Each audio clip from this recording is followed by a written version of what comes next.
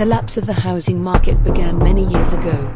And despite the time and distance between the bad times and the good, it's not unusual in modern times to see an abandoned property, houses, or even business locations in US cities. Looking long and hard at such real estate and asking, what factors came into play to make this particular house or property fall into such disarray? What are the reasons for this seemingly avoidable problem? How can a family lose its home? Let's break it down. According to the US Census Bureau, the Bureau has found 48,000 abandoned homes in the Baltimore city limits alone. The Bureau estimates that millions of homes have been vacated nationwide. The 2010 census found that there were approximately 19 million abandoned properties in America. New York State has thousands of what they call zombie buildings.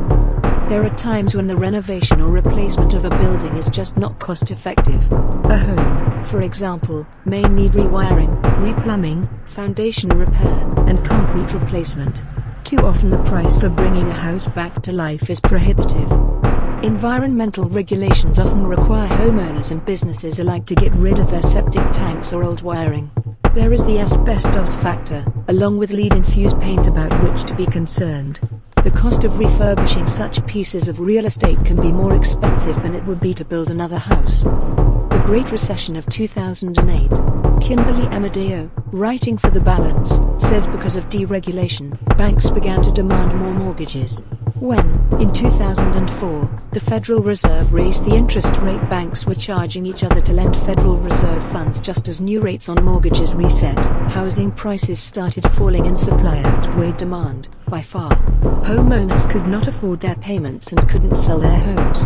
Many homeowners walked away from their houses and property before they faced foreclosure.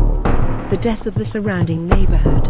Once an area becomes stagnant, landlords stop wanting to invest in their properties since they likely would not recoup their investment in rent payments. No one wants to live in a neighborhood without the requisite amenities. Retail businesses will not move into a community that is dead and dying. And the beat goes on. Once property values decrease, declines will occur in tourism, commerce, and the aesthetic appeal of a location.